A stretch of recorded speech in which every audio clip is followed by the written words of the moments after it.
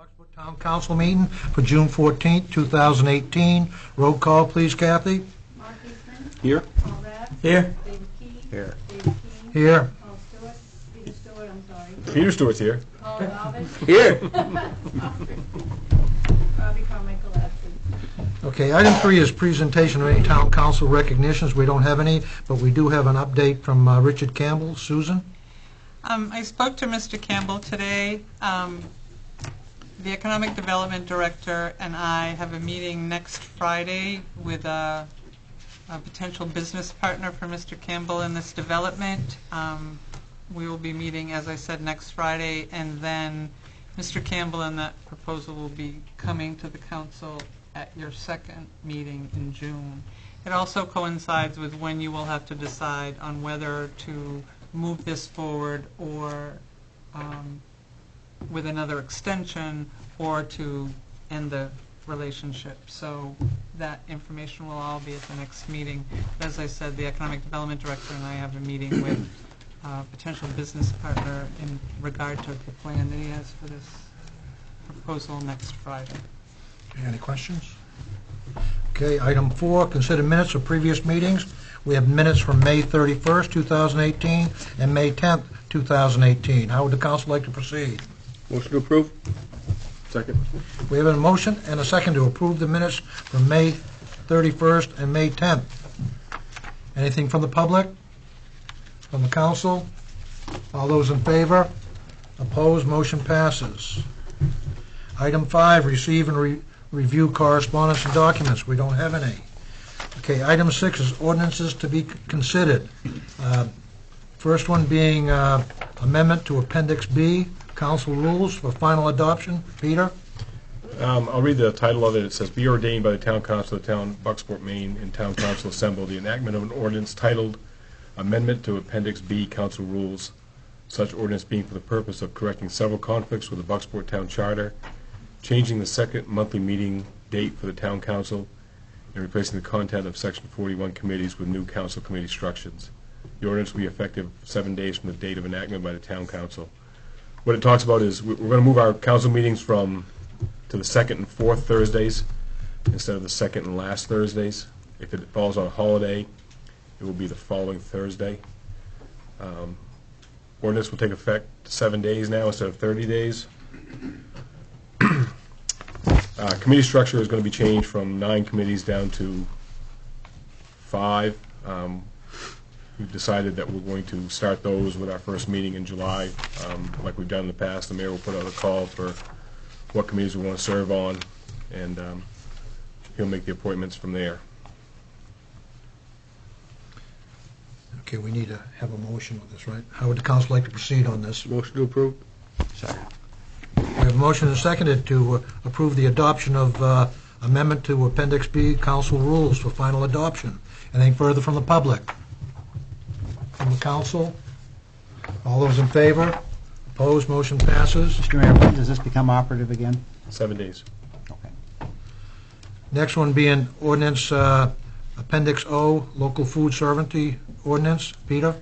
Again, I'll read what the title is. It's, "Be it ordained by the Town Council of the Town of Bucksport in Town Council assembled, the enactment of an ordinance titled Appendix O, Local Food Sovereignty Ordinance, such ordinance being for the purpose of adding a new appendix in the Bucksport Town Code to include a food sovereignty ordinance adopted pursuant to 7 MRSA, Section 281 to 286, the Maine Food Sovereignty Act.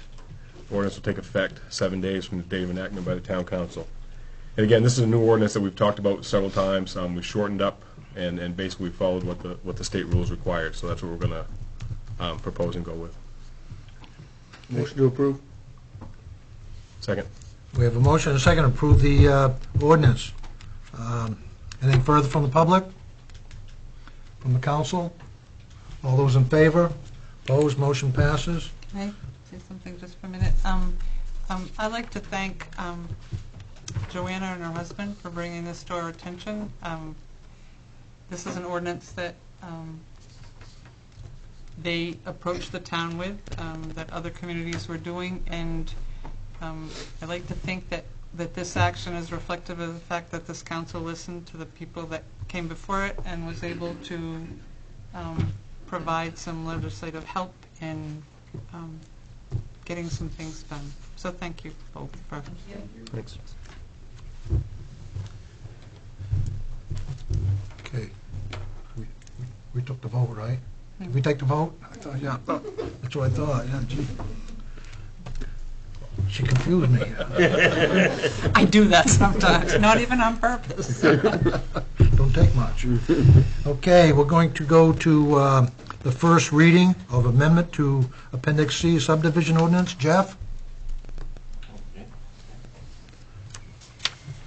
Thank you. Jeff Hammond, Code Officer. So this is a minor amendment to Appendix C to address a few things that need to be addressed. The first one is a correction that will resolve a conflict with a change the legislature made to the subdivision law recently. And that change was to remove an exemption of how leased dwelling units are reviewed. Our subdivision ordinance, as well as our land use ordinance, which we'll get to in a few moments, says that leased dwelling units are subject to site plan review by the planning board right now. But because of the change made in the subdivision law, we have to follow the change and remove that. And now leased dwelling units that are added to a property, if you have 3 or more in a 5-year period, that's a subdivision. So it's going to have to go to the planning board and be reviewed under subdivision standards as opposed to site plan review. It's a little bit more complicated, but not that much more.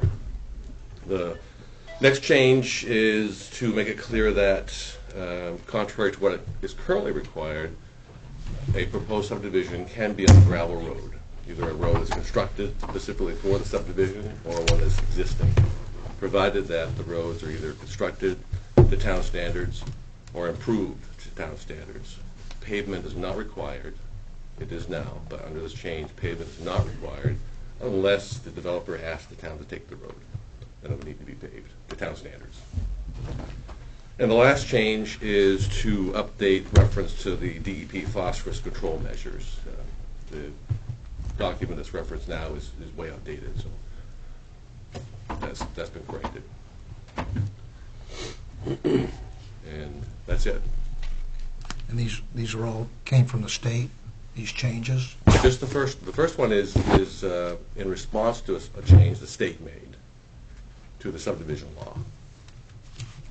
The second one was when we asked about the roads. Yes. Yeah. Okay. Any questions? Any questions from the public on this?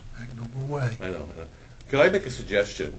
Because we're changing the procedure a little bit now, how we deal with ordinances. The charter says now that public hearings are optional. My suggestion is that you make a determination at the time of first reading about whether or not you want to hold a public hearing on the proposed amendment, just so you have that documented, that you've discussed that and you determine you do or do not want a public hearing for the proposed changes. And that should be done at the time of first reading.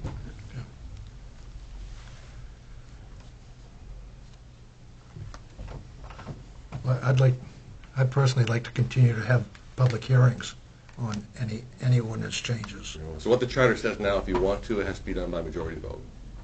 Okay. So that's my suggestion, is you make that determination by vote. When would the public hearing take place? At the end At of the second reading. At the second reading, right? And that's what we've been doing in the past, right? Well, the charter used to mandate public hearings for any ordinance change, but we changed that, so it's optional now.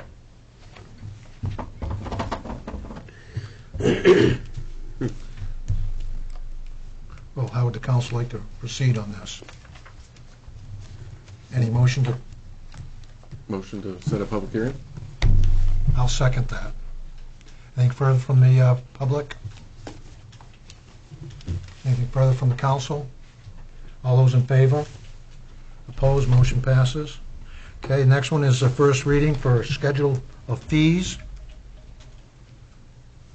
So just going back, so we're going to have to set a public hearing for the second reading, which will be the next meeting we have, correct? That's correct. Okay. So this is a document that was brought to you quite some time ago, and it was tabled because of some uncertainty about how to deal with the fees for the transfer station. So what the ordinance committee reviewed was the reference to the current fees at the transfer station with a notation that updates are pending. And the other change made, let's see, was the addition of ambulance fees and an update to the recreation department fees. The town obviously no longer has a recreation department, no longer collects fees, so the schedule of fees references how fees are collected now. Other than that, there are no changes to any of the fees in the original schedule of fees that was brought to your attention back last year. Okay, how would the council like to proceed as far as public hearing on this one? I just make a motion, we have a public hearing on all ordinances and be Okay. done with it. That way we're going to just, Is that the motion? sure. Second. Okay, we have a motion and seconded to thought continue that- the practice of having public hearings on all amendments to ordinances or introducing new ordinances. Second, after the second reading. Well, yeah, At the you'll have to second- do it each time, I think. You'll make a determination each time an ordinance is brought to your review. Is your motion just for these three or So continue? you're saying that the charter doesn't allow us to make a blanket motion to, No, it's, the charter says that public hearings are optional. If the council wants a public hearing for a proposed amendment, then a majority vote has to be taken. okay. So I think the next time we have an ordinance committee, we can look at a charter change too, or, well, we can't do it that way anyway, so. I think we'll have to look at that then. Okay, we have a motion and seconded for a public hearing for a first reading of schedule of fees. Anyone in the public? Council? All those in favor? Opposed? Motion passes. Item E is first reading of Appendix K Land Use Ordinance Amendment. Jeff? Okay, so this ordinance proposed amendment was reviewed by the planning board. They did a first and second reading. They held the public hearing because one is mandatory. Our land use ordinance makes it mandatory as well as state law. Whenever a change to a zoning ordinance is proposed, a public hearing is required by the municipal reviewing authority, and that's the planning board in this town. So they reviewed it and took public comment, and they've made a recommendation that the council adopt this proposed amendment. So it's submitted to you for first reading. Another charter change was made that stipulates that changes to our land use ordinance now are reviewed directly by the town council. The recommendation made by the planning board is reviewed directly by the town council. In the past, typically, changes were referred to the ordinance committee, but the charter was changed to eliminate that one extra step. So what I'm prepared to do for you tonight is explain the changes. If you want to do that, rather than just simply reading the summary, I can go through each individual change and describe it to you and explain why the change is being proposed, if you'd like me to. How would the council? Yeah. Okay. I have some overheads to show you.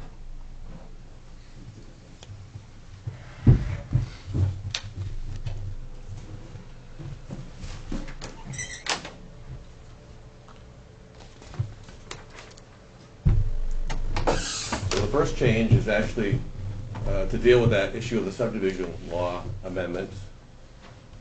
And let me take just a couple of seconds to explain to you what we're looking at here. This is a table of land uses, and there are, I think, about 25 pages of these tables in our land use ordinance. And I'd like to just quickly explain to you what information is included in this table for the benefit of the council and maybe the public who've never seen this before. We have 19 columns here, and at the top of each column is an abbreviation that stands for a zoning district. DT, for example, is their downtown district. DTS is the downtown shoreline district. And there's 19. We have 19 zoning districts in town, 20 if you count contract zoning. In the left-hand column here are land uses. These are all land uses that are identified. And if you follow across in each row, you'll either see an L2, an X, or an L1, or I don't know if this table doesn't have one, but it's also an O or 0 that's shown. L2 tells you that, for example, if you want to build a new building with an adult family care home in it, in the downtown district, you have to go to the planning board. That's what L2 means. L1 would be code enforcement review. Daycare homes, for example, are permitted through the code enforcement office. X's means they're not allowed. So, for example, in the C3 district, adult family care home would be prohibited. You also see some notes here. These refer you down to the bottom of the table that have specific restrictions that apply to the land use that's identified in that row. And we're talking here, dwelling units. Note E9 is the one that's being changed. Previously it said level 2 review is required, planning board review, but now it's saying subdivision review is required if 3 or more dwelling units are added to a building, including expansions in a 5-year period. You also have over here, you have some land uses that have numbers below them that refers you to a specific use standard that's found in section 13 of the land use ordinance. Not everyone does have a specific use standard. For example, dormitories doesn't. So, but in this particular table, all the other uses do have well, this one doesn't either, but most of them do have specific use standards that apply to that land use, and you go to section 13 to find out what that is.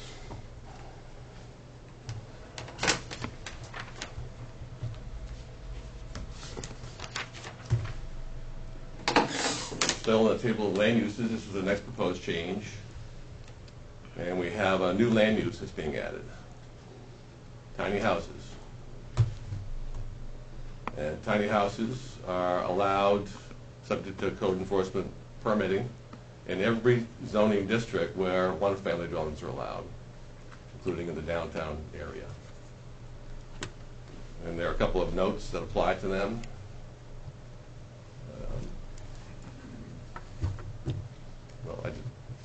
I don't have the E4, I apologize for that. The E4 and E5 notes are existing notes. They're not new notes. They're new to this use, but the E4 and E5 notes describe where along Main Street those uses are allowed and where they're not. There's a certain part of Main Street where residential uses are not allowed. So tiny homes would follow those same restrictions. And then the new note, E13, tiny houses that are built on the frame of a motor vehicle or trailer are only allowed for seasonal occupancies. And you'll see in a minute, we're treating tiny houses on wheels as recreational vehicles. And currently, if you have a recreational vehicle, you can only occupy it for seasonal use. And then the last change applies to multifamily dwellings. Note E14 is added. Again, it says multifamily dwellings are subject to compliance with Appendix C subdivision ordinance.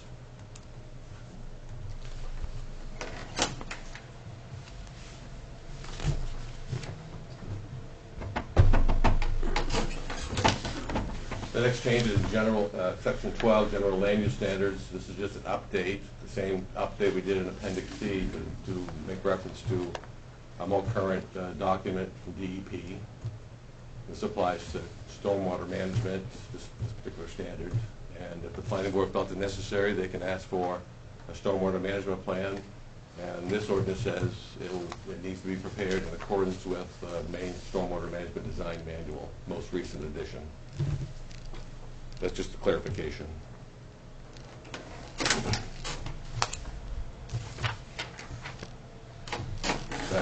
Back to tiny houses for a minute, Section 13.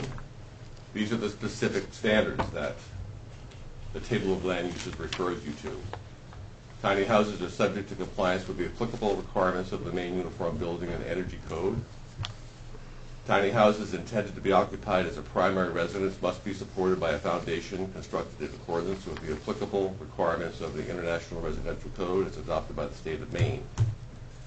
Tiny houses must be provided with the minimum plumbing fixtures required for a one-family dwelling as identified in the Uniform Plumbing Code adopted by the state of Maine, except that a clothes washer hookup is not required. That exception is there mainly because in a tiny home there's not enough room for a washer and dryer, maybe a stacking unit, but still it takes up a lot of valuable space in tiny homes, so we're not going to say you have to have one in your home. Tiny house, I should say. And the last one is tiny houses must be provided with a connection to a subsurface wastewater disposal system approved by the Bucksport Plumbing Inspector, or a connection to the public sewer approved by the Bucksport Sewer Department.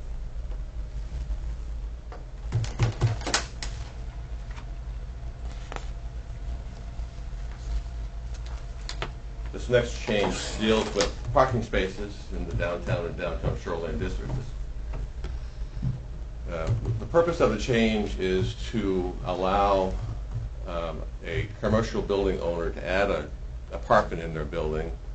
If they did that now, our ordinance says a parking space has to be provided on that property for the apartment.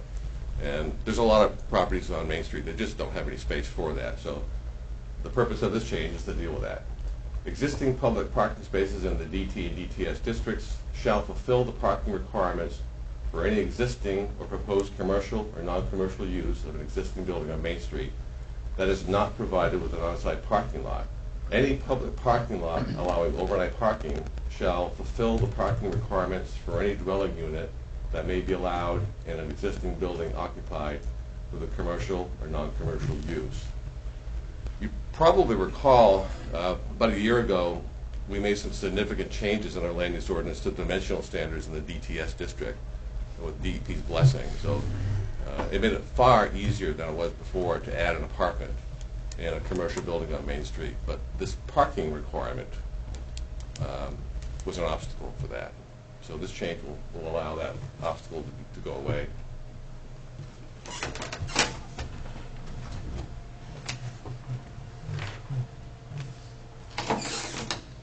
And this is a change to minimum street frontage requirements. Currently, the change here mainly is applicable to subdivisions, the creation of a lot for subdivisions. Right now, if you have a proposed subdivision that fronts on a great pond,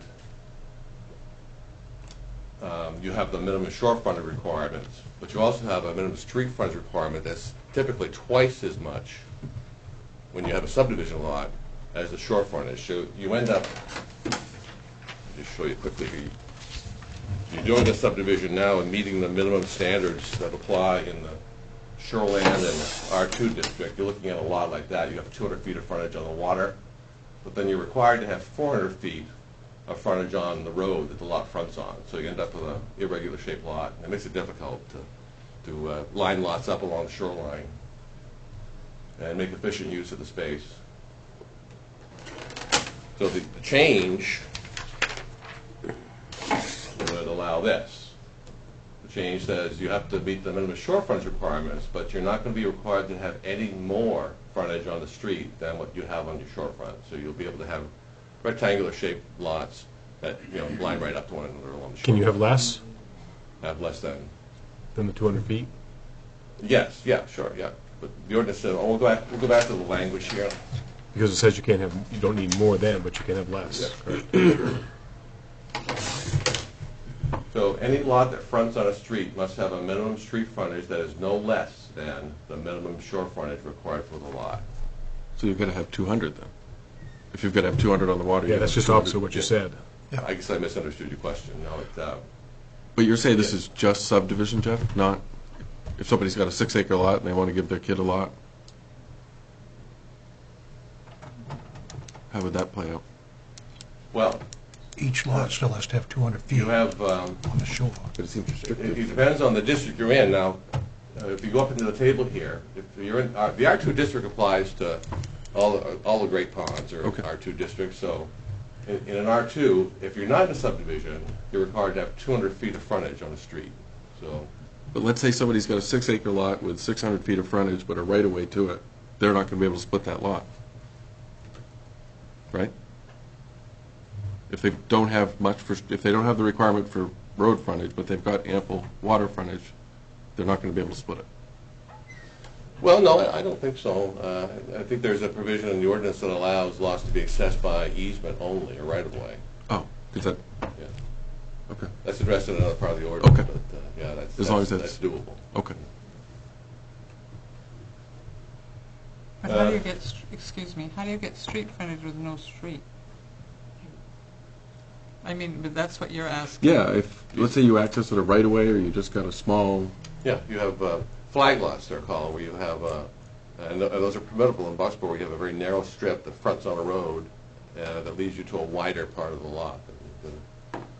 They're called flag lots. Or you can have an easement that passes over somebody else's property to get to your lot.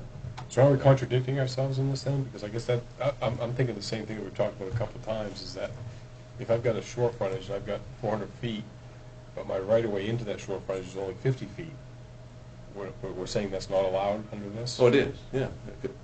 The ordinance allows you to access your lot without having that street frontage, provided you have an easement or right-of-way to the lot.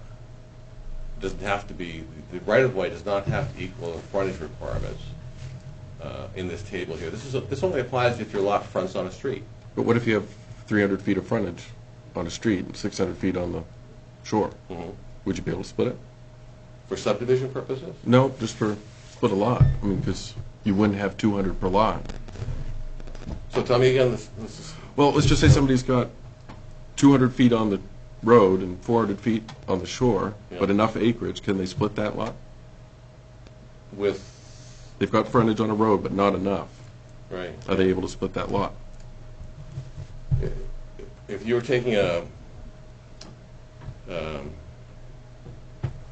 lot of record and you want to split it into two lots, it's not a subdivision. Okay. But both those lots would need to conform to the applicable dimensional standards. Lot size, Right. frontage, Road frontage. or shore frontage if it's applicable. So it wouldn't work if you had 200 feet of road front, 400 feet of waterfront, you couldn't split it, because you couldn't do the road frontage. Or could you do it with a right-of-way? Yeah, it's possible, yeah, sure. And when you talk road, a town road or just a camp road? The frontage requirements apply to both public and private roads.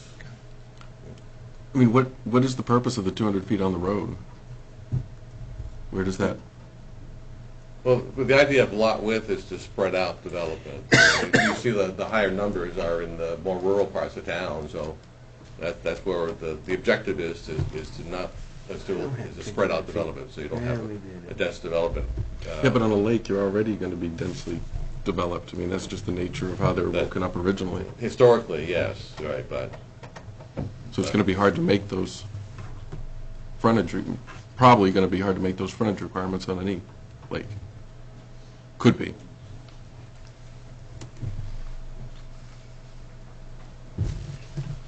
The key is the 200-foot frontage on the lake, I would think. As long, yeah, that's what I'm saying. If you have that, should we be slowing them down from splitting off a lot if they want to? Why does it matter how much, as long as you can get a driveway in? I would agree on a lake, If that's- because it's going to be dense on a lake. if that's all you have is a strip of land accessing your lot with a driveway, then that's allowed. The idea, again, is if you're on a street, if your lot fronts on a street, then these standards apply to that frontage. If your lot is off a street and you have access to it just by right-of-way, then those standards don't apply. So the guy with the right-of-way has an easier road than the one that has some road frontage. Correct.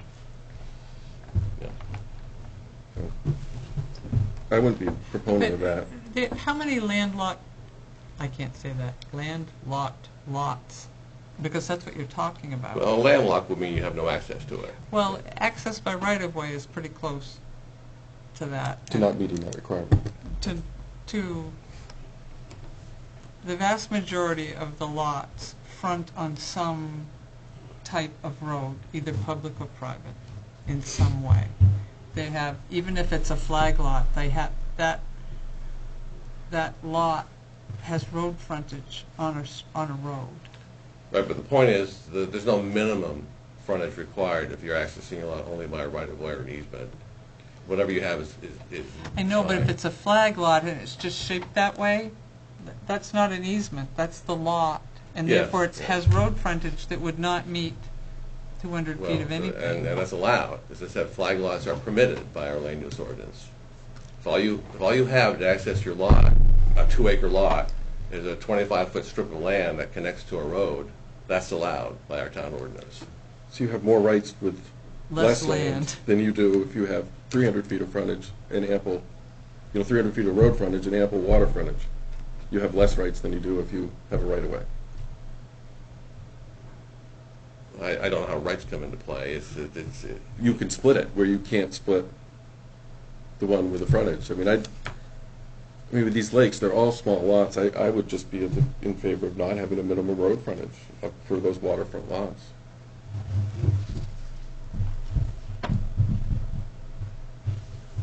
What's the minimum lot size to build on?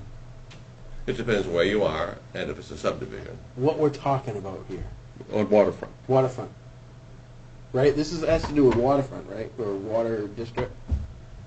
Well, let's see, the notes are 2.6, and those are all shoreline zones, yes. Okay, so we're talking about shoreline zones. What's the minimum lot size to build?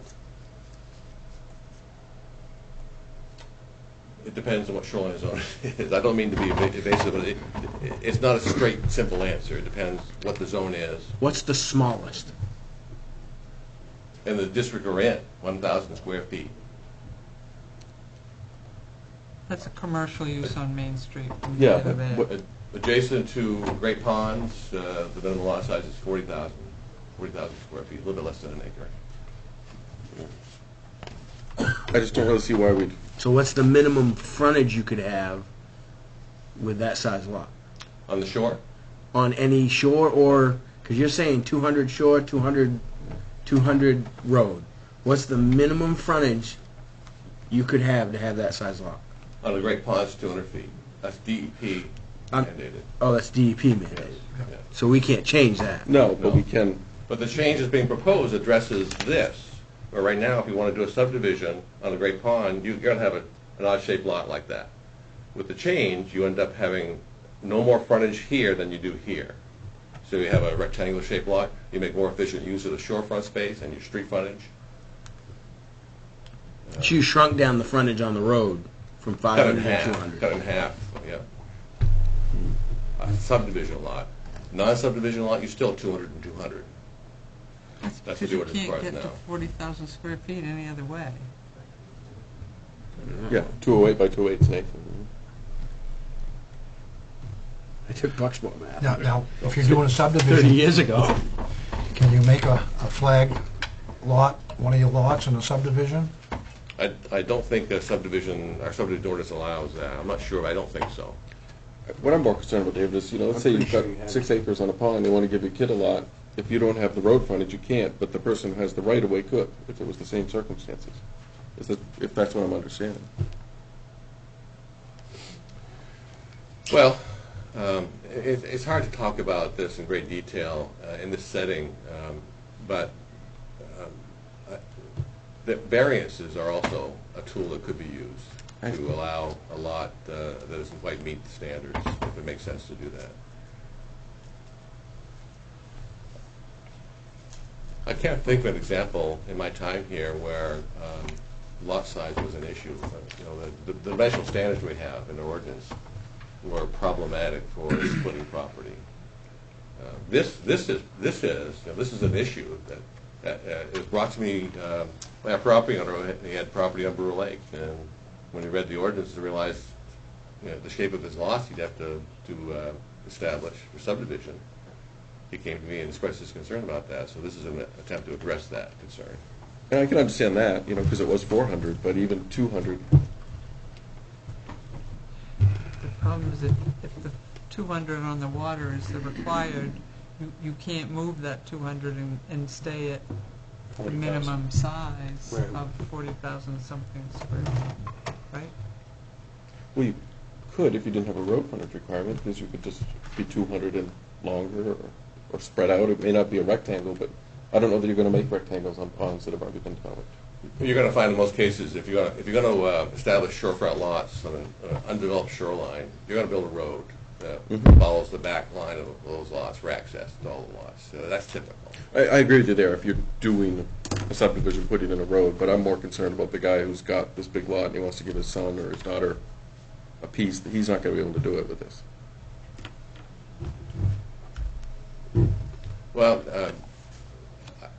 I don't know how to answer that question because I don't have an example for me to evaluate. So it's difficult to respond to that kind of a concern in this setting.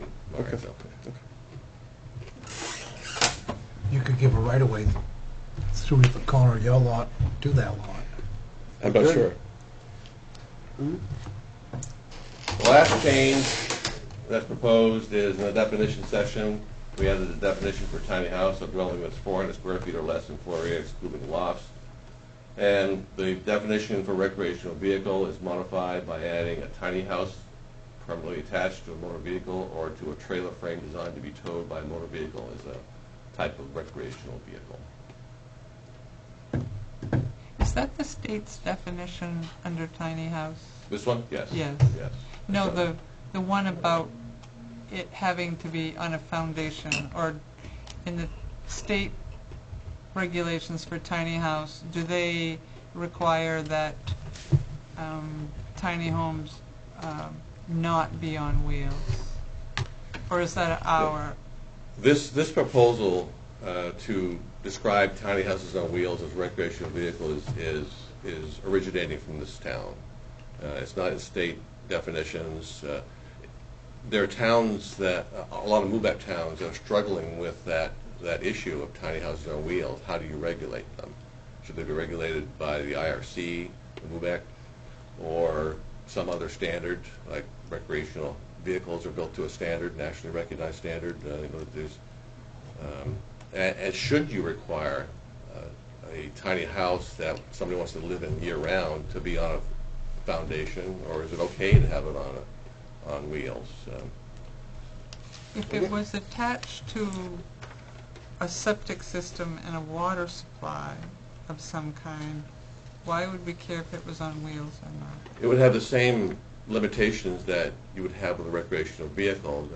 Protecting those lines from frost, it would be a challenge. And as the stability of the structure would be a challenge. Structure on wheels is more prone to being moved by wind forces and, versus one that's attached to a foundation. So. But the state didn't address that in MoveIt. Not yet. Not yet. It's an issue that has not been fully addressed yet on the state level. But there's a lot of discussion going on right now about it. I have a question. Now, mobile homes, they have wheels. Do we make them have foundations? They're transported on wheels. They are supported on a foundation of some type, yeah. A foundation. So you're saying I can take the wheels off my tiny house, put them on a slab, and put cinder blocks underneath my tiny house? Yeah, that would be similar to a mobile home installation. Okay. I don't think that's a foundation. I think a foundation I walk into. Like the foundation underneath my house, that's what I call a foundation. Well, there are different types of foundation. That's one, but. Okay. Your definition, mine. Any questions about these changes? I'm with Sue. I don't know why we have to lead the charge on something when the state hasn't mandated something, if it hasn't become an issue on the tiny house thing. You know, we're getting out in front of ourselves on something that if the state says that they don't have to do it, or if it doesn't come in, then are we going to have to reverse this? I don't think the state is actually going to. They've amended the MOVE Act to include tiny house standards. And But just the tiny house standards, not the piece that we've added here, right? The standards that they've added deal solely with room size and ceiling height and stairway. That's all the tiny home standards address. The code says every other aspect of that building is subject to the IRC, which is a code that applies to any dwelling, including foundations.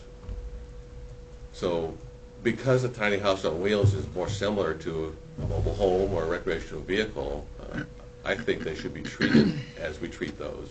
But they're also similar to a home. Yeah. I mean, you could go 50-50 on those, because it certainly is not a travel trailer, because you're not going to fire it up and drive it down the road. Well, You could, just like an RV, you can disconnect the connections and... I know, but I can't get in the front seat and drive my tiny home. I actually have to hook something up to it, though. Well, no, you could build it on... Well, we could play you coulds all day long. I'm just trying to Well, figure out. these are how they're built. They're built on not just trailers that you tow behind the vehicle. They're built on like a truck trailer bed. So your house and your vehicle are one. Just like some motorhomes are that way. So that's why the thinking is these types of structures on our wheels are more akin to recreational vehicles than they are the type of home you want to permit as a year-round resident.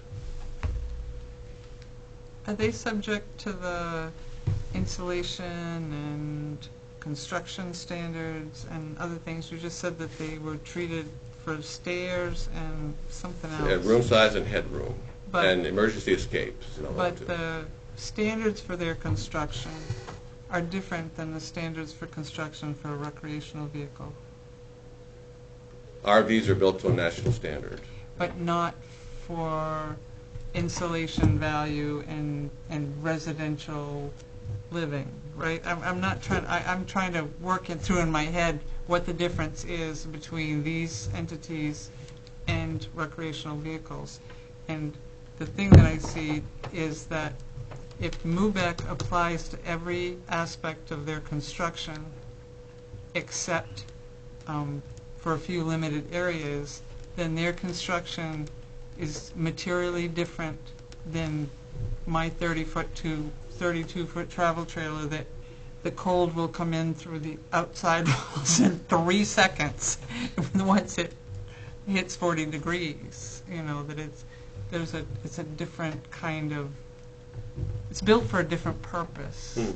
But I'm, this is just conversation. We haven't talked about these before, the planning board has, and so I assume this is the appropriate place to be talking about what we're doing here. And Yeah, so the other thing to keep in mind is treating tiny houses on wheels as recreational vehicles then exempts them from permitting, except for if they build a pad to park it on in the shoreline zone, you need a permit for that. But just like an RV, you don't need a permit to bring one into town and park it in your dooryard and occupy it seasonally.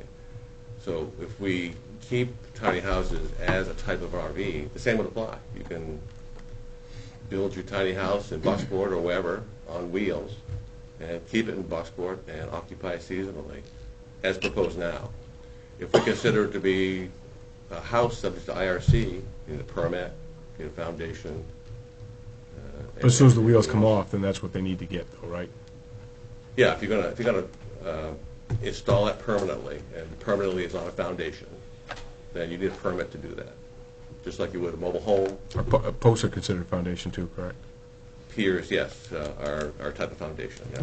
Concrete slab on grade is a foundation, frost walls foundation, post and piers a foundation, blocks, which are used to support mobile homes are a type of foundation.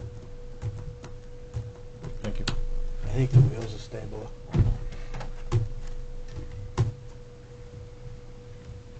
As long as they're inflated. This is the first reading. Yes, yeah. And as you did in the past, would you please make a determination about a public hearing for this? Motion for a public hearing. Second. We have motion and seconded for a public hearing for Appendix K Land Use Ordinance. And that will be during the second reading, right? Is that what we're Which will be at the next. Right. Okay. Anything further from the public? We have a motion and seconded. All those in favor? Opposed, motion passes. Thanks, Jeff. Thanks, Jeff. Thank you, Jeff. Okay, we're going to go on to item 7, Finance Committee update from 6/14/18. Peter? We had 2 applications for a microloan. Our recommendation is that they both get approved. Rich, do you want to say anything on this? Apparently not. Oh, no, sorry, I was going to go get Steve. We have a balance slightly over $60,000 in the microloan. One request was for $2,200. I'm looking for maybe like 8,000, I think, for the combined. Yeah, it's $8,000 and change for 2 companies. One that's been on Main Street since 1997, and another one that's been on the River Road since 2010. Is the limit of still 25,000? The maximum is still Maximum, $25,000, yeah. yes, sir. So our recommendation was to approve both of those.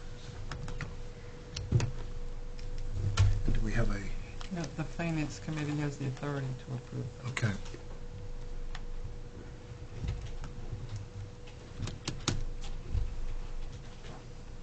So we're all set on that then, right? I believe so. Finance has Yeah, the authority to we're all set approve on those. Yeah. Yes. Okay, thank you. Okay, number 8 is the agenda items. We're going to go through some resolves to approve the general budget, marina budget, sewer budget, capital budget. But before we do that, we're going to open up a public hearing on each of these. So I'll open up the public hearing on the general fund first. Declare the public hearing open. Susan? You want to talk about the... Well, we've talked about this since March. The budget as proposed for the general fund, as we've discussed and through our assessor's presentation at the last meeting, indicates that the budget as proposed can be done with no tax increase and the potential for a minor tax decrease based on that will be discussed at the next council meeting when you set the mill rate for next year. But the adoption of this budget and the work that it does not result in a mill rate increase for the community. It's $5,530,199. That's correct. Prior to application of any revenues against that, that's the gross budget for the general fund. Okay, again, the public hearing is open. Any comments from the public? Yes, sir.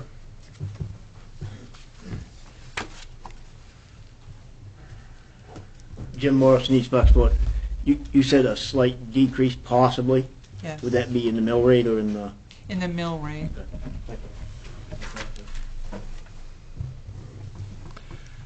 Any other comments from the public? If not, I'm going to declare the public hearing closed. Public hearing closed. How would the council like to proceed on approving Resolve R 2018-59 to approve the general fund budget for 2018-2019? So moved. Second. We have a motion and a second to approve the resolve. Anything further from the public? From the council? All those in favor? Opposed? Motion passes. Next item is approval of the marina budget. Declare the public hearing open on the marina budget. I would remind the public that the marina budget contains no funding from taxation. The marina budget is funded entirely through fees collected from seasonal and recreational users of the marina. This year's budget of $137,392 is will be covered by fees. There are grants that have been applied for some projects at the marina as well, and there are no general fund monies going to match those. That's all part of the waterfront budget as well.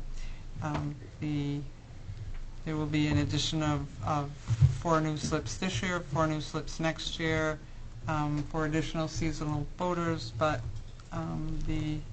this $137,392 budget does not impact the mill rate or use any tax dollars. Okay, the public hearing's open. Any comment from the public? So all money that is, all revenue that comes in will actually be going right back into the Marina. marina? That's correct. So there won't be any excess that will end up in a general funding where? Any additional funds collected over and above the budgeted amount stay in the enterprise fund associated with the marina. And will never be used for anything but the marina? That's the way it's set up. The council, Not the council can, waterfront, the marina. a council can change things if they choose. Right now, and the way it's been set up since the marina was purchased by the town, is that this enterprise account is funds generated from the marina pay the expenses of the marina, and there are funds used for general fund for other waterfront purposes, but not the marina. When I say other waterfront, the town dock is not the marina. That's a separate issue. Well, at any time that changes and they make a change, doesn't it become a profiting entity? Oh, If they change and use that money somewhere other than on that marina, that makes it become a profiting entity, correct? a for-profit, you mean, as opposed to an enterprise account that Profiting, sustains yeah. itself. It would be an issue. How's that? It is, the marina as it's currently set up is that way. If the council decided to operate the marina as another town department and it fund it through taxation, it could do that. There's nothing that prohibits the council from that. It's a town-owned piece of property. They've set it up this way because they made a commitment at the time they purchased it to operate it as an enterprise account that was not going to end up as a tax drain on the community, and so that's how they've continued to operate it. That doesn't mean that if a council in the future decided that they wanted to, that they couldn't fund the marina like any other department.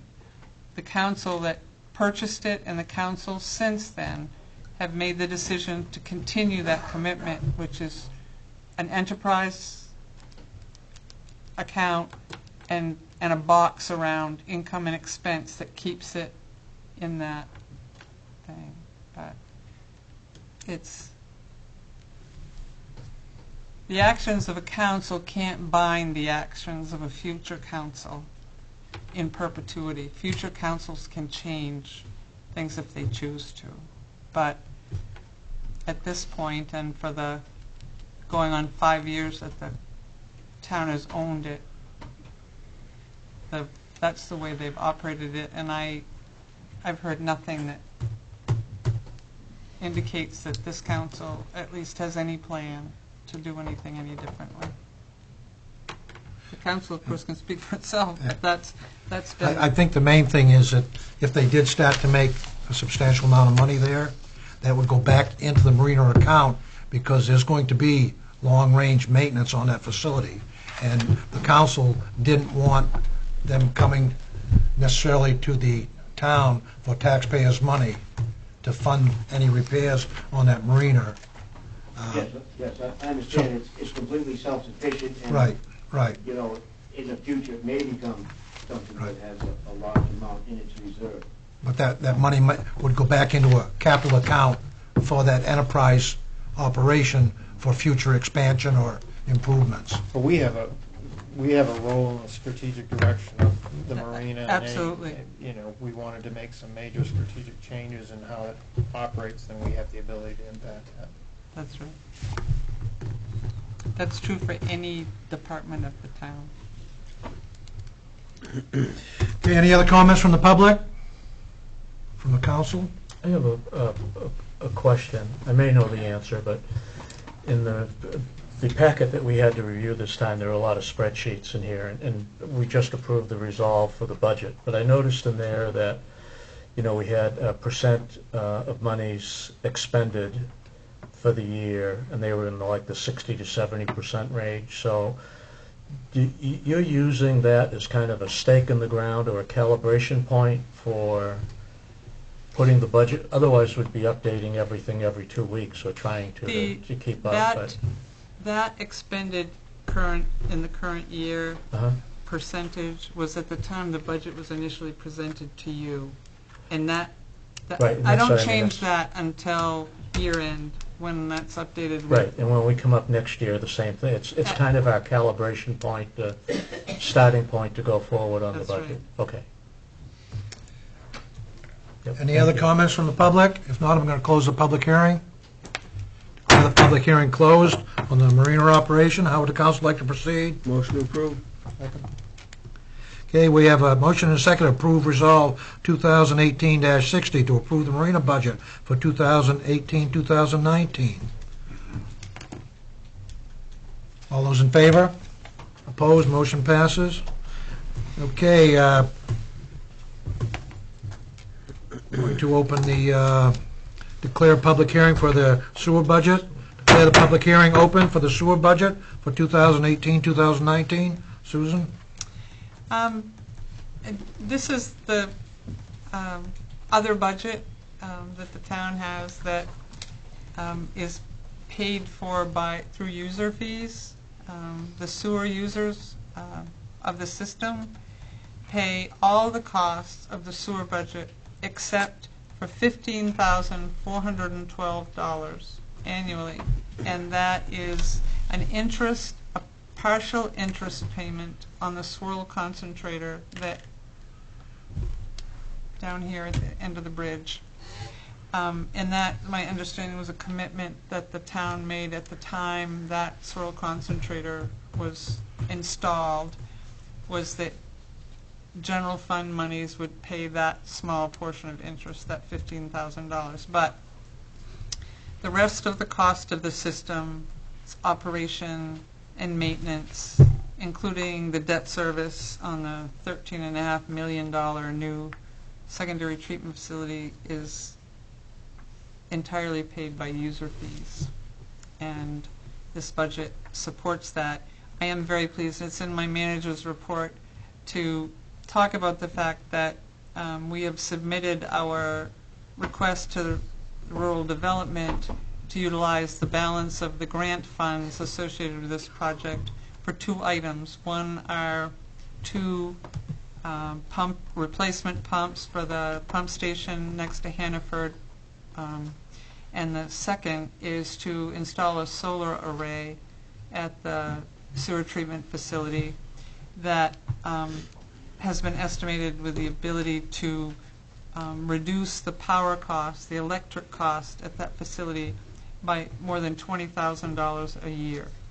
And that is substantial, and that the power bill for that facility is very large, and using this capital grant money for that pays forward for the 30 years of the life of this, the 28 years on the life of this plant, something to kick back annually in helping to contain costs. So that this council has been talking about this for more than a year, since when we were looking at this and looking at ways and working to keep the contingency use down. And the project is over, essentially, and that was possible. So that is will have an impact on this budget moving forward, because it will help reduce power costs. Okay, the public hearing's open. Any comments from the public? From the council? Declare the public hearing closed. How would the council like to proceed on the resolve? Motion to approve. Second. We have a motion and a second to approve Resolve 2018-61, the sewer budget for 2018-2019. All those in favor? Opposed? Motion passes. Okay, item D is to approve Resolve R 2018-62, capital budget. Declare the public hearing open on the capital budget. Susan? Yes, as identified, there's the town budget items in here are appropriations that you approved through your general fund budget. The proposed expenditures are the items that we had talked about working on this year, with the understanding that under ambulance we will need more of an expenditure, but we would be utilizing some of the other balances and some of these reserves that you wish to consolidate in order to do that. Okay, the public hearing's open. Any comments from the public? From the council? Did you say we need an ambulance? Perfect. Good. Declare the public hearing closed. How would the council like to proceed? Motion to approve. Second. We have a motion and a second to approve Resolve R 2018-62 to approve the capital budget for 2018, 2019. All those in favor? Opposed? Motion passes. Okay, item E, approve resolve R 2018-63 to set the sewer rates for 2018, 2019. Susan. The recommendation is to keep the sewer rate at the current rate of $9.29 per 100 cubic feet without any increase. Motion to approve. Second. We have motion and second to approve the resolve. Anything further from the public? From the council? All those in favor? Opposed? Motion passes. Item F, to approve resolve R 2018-64 to set the interest rates for 2018, 2009 taxes. Susan. The council has, for the past several years, reduced the state's maximum interest rate, and actually there's an error in this resolve, that's 7%. It says it's actually 8% that could be charged by a community for unpaid taxes. We have held since 2016,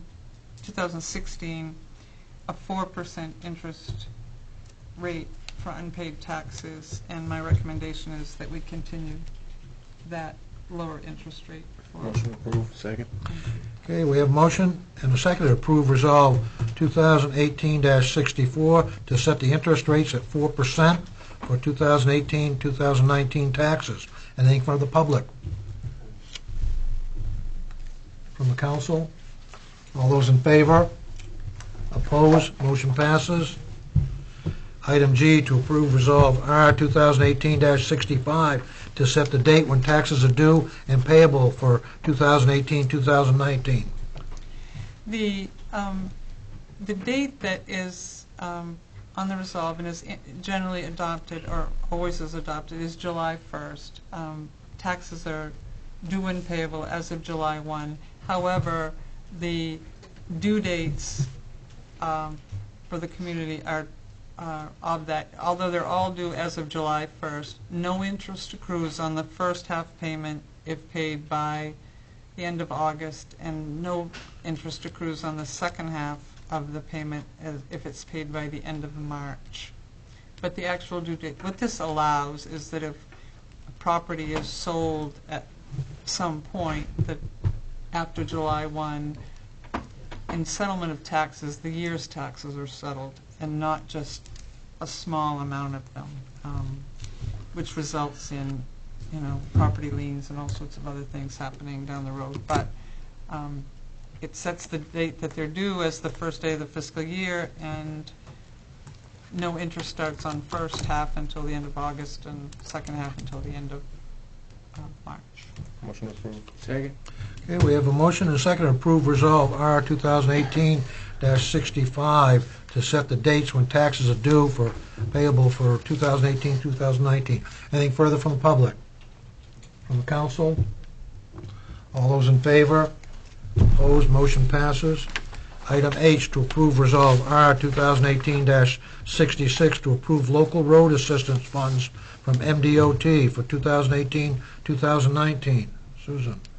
Yes, this year's total local road assistance funds are $63,172, and that it's required that the council approve acceptance of those funds. Motion approved. Second. We have motion and second to approve the resolve. Anything further from the public? From the council? All those in favor? Opposed? Motion passes. Do we have to sign that? I believe that generally you authorize me to sign on behalf, because I only put 4 spaces down, and there are 7 of you. Write your name 4 times. Okay. We're going on to item E, or I, excuse me, to approve resolve R 2018-67 to approve settlement agreement with Bucksport Motel Properties Incorporated and Larry Green. Susan. Last July, the council moved forward after a significant period of time with an eminent domain action to acquire a permanent easement across the property in front of the Fort Knox Inn. And subsequent to that, a lawsuit was filed by the owner of the Fort Knox Inn in response to that.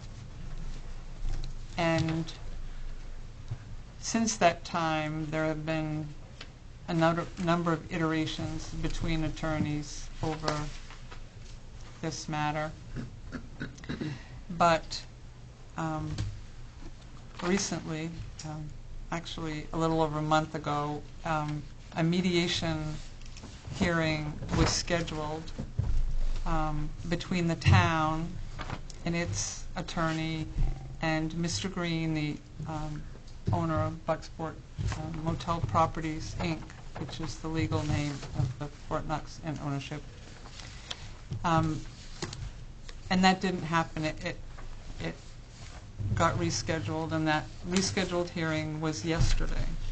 And the purpose of the mediation was to have an impartial third party, who happened in this case to be a retired judge who does mediation service, to meet with both parties to see if a resolution to this matter could happen outside of a continued court action. And the value of that being several things. One is a cessation of legal fees on the part of both the town and the property owner. And number two, and just as important, is the cessation of a lawsuit between a business and the community itself. And so I attended, Mayor Keene attended on behalf of the town, Mr. Green and his attorney and our attorney, and the mediator met with us all together, and then he met with us individually, and it was a back and forth discussion of what it would take from both parties for this lawsuit to end. And not only for this lawsuit to end, but for any and all claims arising out of it relating to this easement or the boundary agreement that was between the motel and the town, and the part that was a separate piece of this, all those things. And at the end of the day, the agreement that was reached that the council is being asked to ratify has a couple of components. Some of these are going to sound familiar. One is security cameras on the walkway behind the motel, which were part of an earlier discussion, and which are and have been a part of the town's plan through public safety in updating our camera system, which has not been working well. So cameras on the walkway behind the motel is one.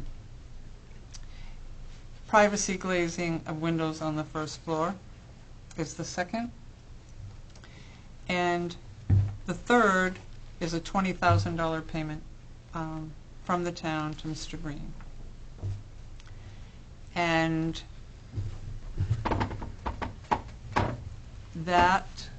those elements will settle this and allow the town,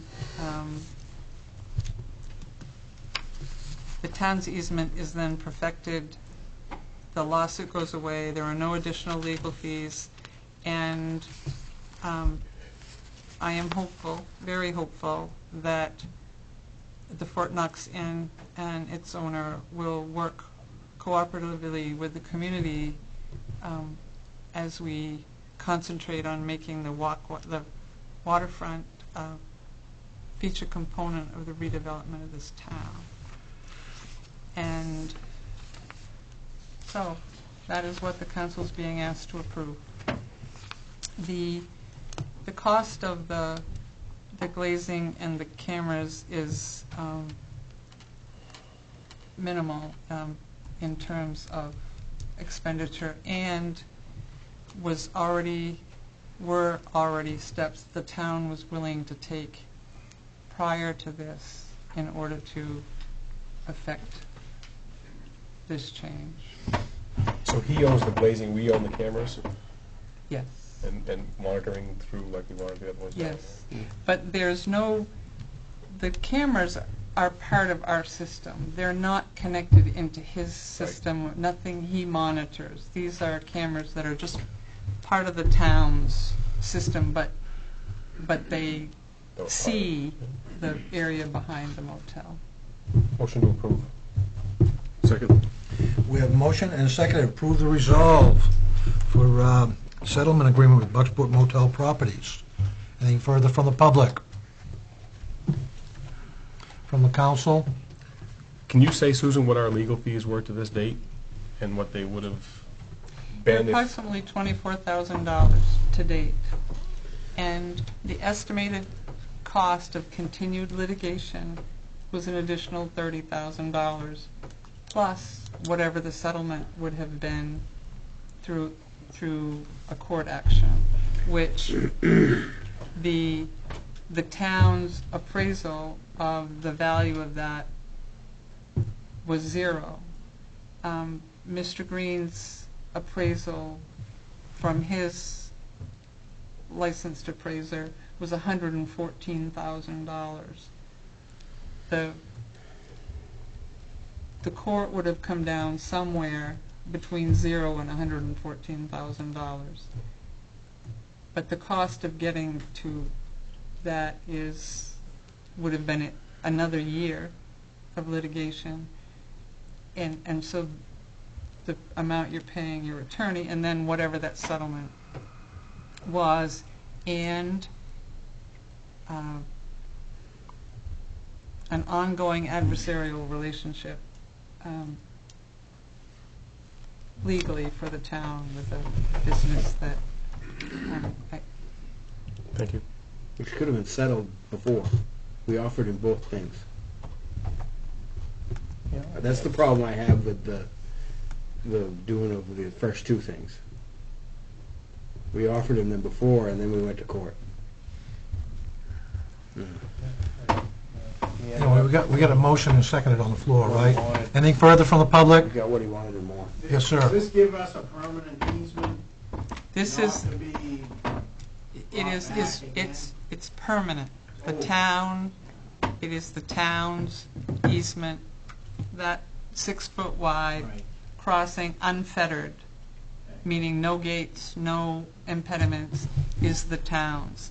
And there's no additional litigation possible on that subject, or there's a second boundary agreement between the Fort Knox Inn and the town's parking lot that was settled in 1998, I believe, that became part of this litigation. And that also is a settled issue now as well.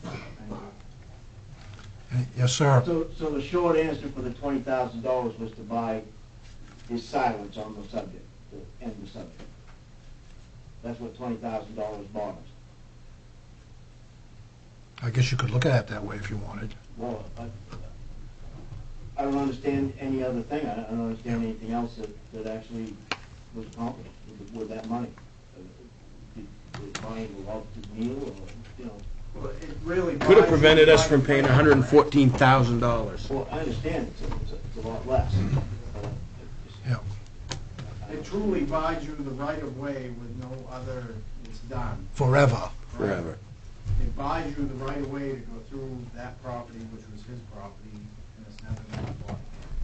Yeah, at any time. There's no time restrictions either. Right. So it just was my understanding that we already had the right of way across it.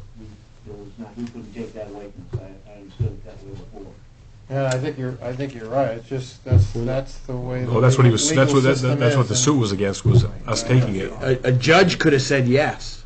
He does have that right to prevent you from going across it. Well, I thought the contract said he could, that we had the right. That's what he sued against. Right. Any other comments from the public, from the council? I think this sticks in everybody's craw a little bit.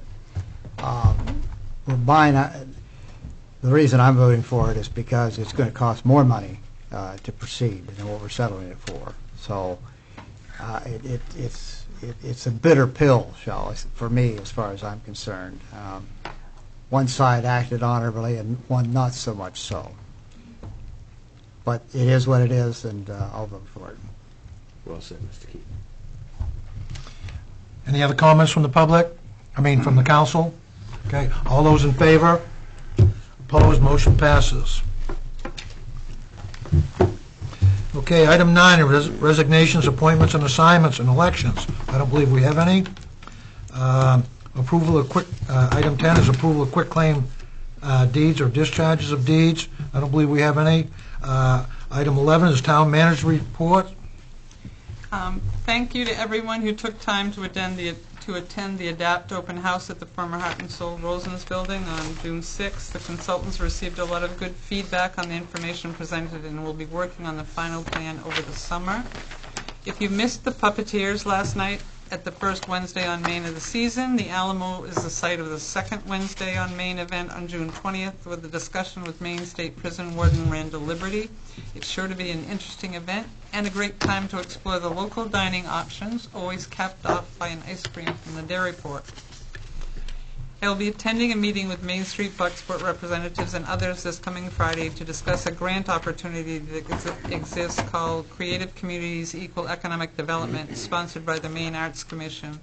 Given the growing arts community in Bucksport, this may be a great opportunity for us. I'd like to offer congratulations to the RSU graduates on completing their high school careers, and we wish them all well as they move forward to the next phase of their lives. Whether it be school or work, or some combination of both, we hope that they find a reason to stay connected to Bucksport. The town will continue to work to attract business and employment opportunities that can provide a good reason for them to look close to home when making their life plans. We received a thank you letter from Jack Corrigan of Bucksport, who wrote a note of gratitude to recognize department members Mike Denning and Kevin Stevens for the care that they provided for his wife in an emergency situation. The closing line of his letter sums it up well. The Bucksport Fire and Rescue Team are the best by virtue of their demonstrated daily acts of service. And finally, the pool opening is now scheduled for June 25th. The solution to the leaks appear to be a combination of items, and those are being rectified over the next couple of weeks. I want to thank the Y personnel and local contractor Bobby Wardwell for working hard to get this facility ready for the coming season. And one more thing I want to thank is I want to thank the department heads and the employees for the town of Bucksport for all of their assistance in the preparation of all the budgets that we have done this year and the good work that they do on a daily basis for this community. And I want to thank the council for your care and attention to this very long process that we go through on an annual basis, and I look forward to doing the work that this budget funds. So thank you. Thank you. Thank you. Okay, we're going to go on to item 12, which is set public hearings or hold public hearings or approve licenses or permits. We've already had the public hearings, but we do have some licenses. First one being a liquor license renewal and food service permit for William Carrier Jr. doing business as Carriers, mainly lobsters. How would the council like to proceed? Motion to approve. Second. We have a motion and a second to approve the liquor license renewal and food service permit for William Carrier Jr. Anything further from the public? From the council? All those in favor? Opposed? Motion passes. Okay, we have two miscellaneous licenses. The first one for Terra Law, doing businesses pop-up projections. Do we know anything about this? Is this something that's kind of new, isn't Rich is it? going to talk to us about it. Okay. So it happened last year as part of the International Maritime Film Festival. It was off of the sailboat. Oh, okay, okay. This time it'll be off the back of this building. Okay. Free to the public, bring chairs. Second? Hey, we have a motion and a second to remove miscellaneous license for Terra Laud doing business as pop-up projections. Anything further from the public? One thing that you should note that they've asked during the projection that the lights on this section of the walkway be turned off, as well as the floodlight on this building. There is a switch that can turn those lights off. I'm not sure about this one. You may have to have an electrician look at that to determine how to shut that off, but they do want these lights shut off. There's no issue with that, is there? That's next week. I mean, yeah, it got approved, right? There's no, yeah. Okay. Anything further from the council? All those in favor? Opposed? Motion passes. And the last one is Bucksport Bay Area Chamber of Commerce, miscellaneous license for the Bucksport Bay Festival. Motion to approve. Second. Oops, I'm sorry. You have anything to say? Oh, well, who you said the last one was, but then I've also got one for the Friars Brew Fest too, so I hope it's not Motion the to last. approve. We don't have that one. I don't think we, Oh, it's the same one. Oh, yeah, it's on yeah, the same yeah, one? yeah. What would you like me to say? I don't know. Well, as Shelby Wright, coordinator of the Bucksport Bay Festival, as always, we've got a lot of events planned for this year, and things are looking really exciting. Again, we've got great live music. We've got the Friars Invitational Brew Fest. Again, we've got the parade. The 5K this year is going to be sponsored by Whole Ocean. So, ladies and gentlemen, welcome to the Salmon Run. We also have Seaboard Federal Credit Union has stepped up to be a long-term partner to sponsor the Friars Invitational Brew Fest from here on out. And we're looking at a couple of other sponsors for the musical series as well as the parade. Fundraising is going great. Got a couple of more arms to twist and maybe some new arms to twist after tonight's meeting. And we'll be going forward with the fundraising and the planning. One thing I would say is I encourage everybody to participate in the parade this year. It doesn't have as much buzz as it did last year because it's not the 225th where we had everybody turn out for the parade, but I would encourage all residents and all businesses to put floats in the parade so we keep that charge going. Is the beer fest, is that the location Yeah, so we moved the beer fest. further away from the water? No, well, there's a couple of reasons for that. So first of all, there were some issues last year when we had on the side of the street with music and sound, and it just being a very large new parking area. Most of the feedback we got, as was that people couldn't drink the beer and listen to the music at the same time. But we couldn't very well put a band up there because then you couldn't the feedback and the interference. So what we decided to do was move it over to the post office or the public parking area next to the post office where they have the farmers market. Set up a stage back there and push it out. So we've got Chris Ross in the north and Oshima Brothers actually playing over there just for the Friars stage, independently of the rest. And then we're going to set the beer fest up like the farmers market. There'll be like separate little vendors, each little booth. We provide the tables. They bring their tents and set up their little area with the stage. And then Seaboard Federal Credit Union is going to have their sponsor tent in the middle, and they're going to help with ticket taking and IDing. And they're going to provide all the People's Choice Award and the cups and everything, the mugs and the steins. The 4-ounce pours are going to have their logo and everything else on that. And that way we can pull power, and then we can have the stage, and then that music won't interfere with that other music. And it'll be a much more contained area for public safety because it's already pretty much a naturally fenced-in area in a lot of ways. And then Rolf has a fence on that side, and the post office has a fence on that side, and it'll be easier to put the snow fencing up the big back hill. So it works better for public safety as well. And it's shaded. It's got shade. That was another one. So we figured. Kathy, do we have to act on these licenses separately? Because one's for the festival public entertainment, and the other one's for liquor license? No? It's all one. just do it one? You Okay. just have to sign the one for the state, so I can. Okay, how would the council like to proceed? Motion to approve. Second. We have a motion and a seconded to Again. approve the festival and public entertainment license for Bucksbrook Bay Area Chamber of Commerce for the Bucksbrook Bay Festival. Anything further from the public? From the council? All those in favor? Opposed? Motion passes.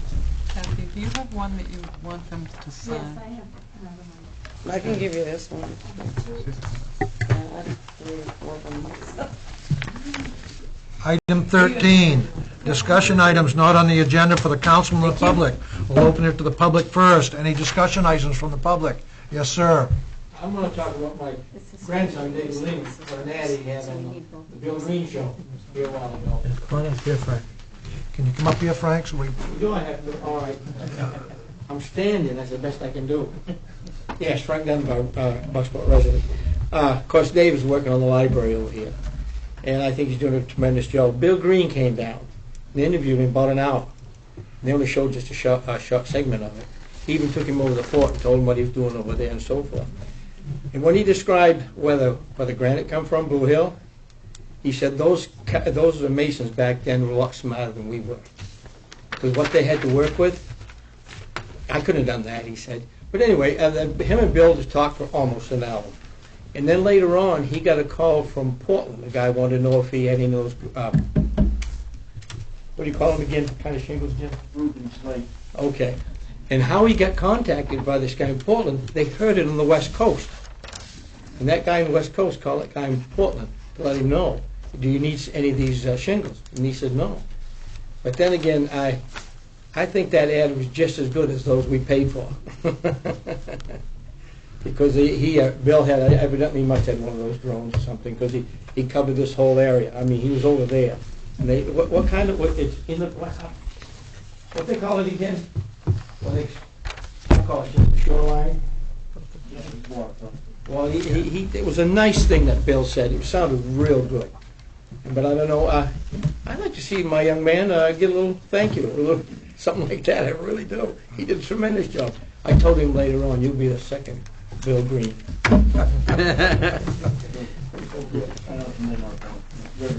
Any other discussion items from the public? Robert? Okay, how about from the council? Susan, I had asked you or mentioned about services that the town asked for. Yes. You asked in specific about automotive and repair kind of services. Since the town hired its current mechanic,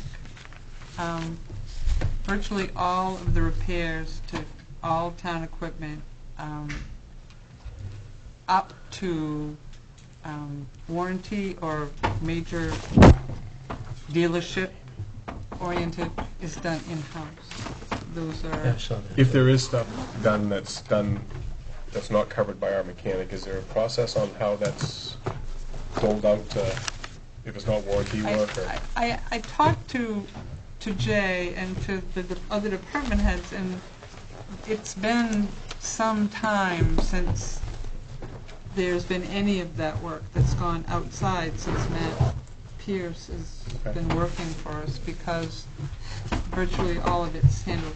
Were there some out, it would likely follow the same. We have a rotation schedule for towing, for example, for local vendors.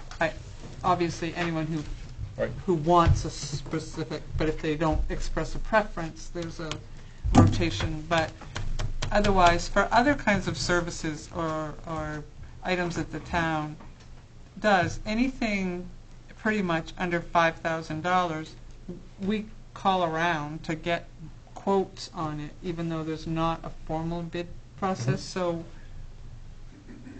multiple entities were called, and certainly it would encourage any business that wanted the town to do my next process to contact us and make sure that they're getting notified of any of these other opportunities. But the vehicle repair stuff has by the department heads.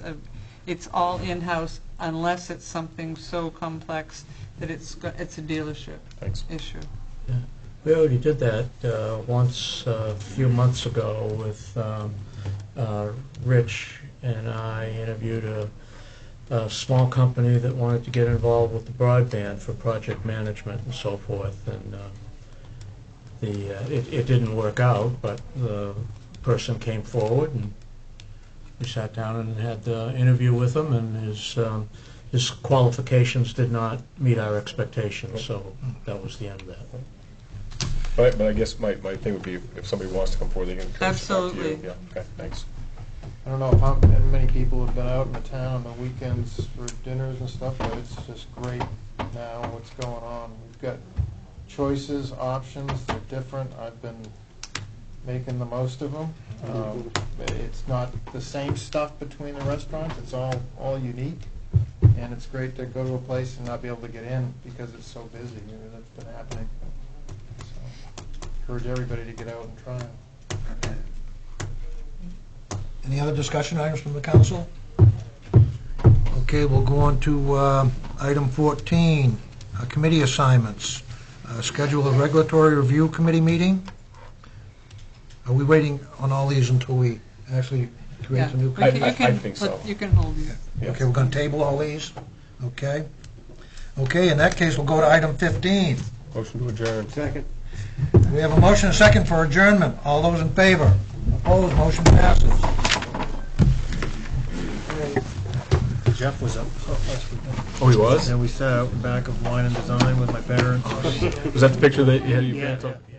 Shit, I wish I'd known that. Yeah, I had a great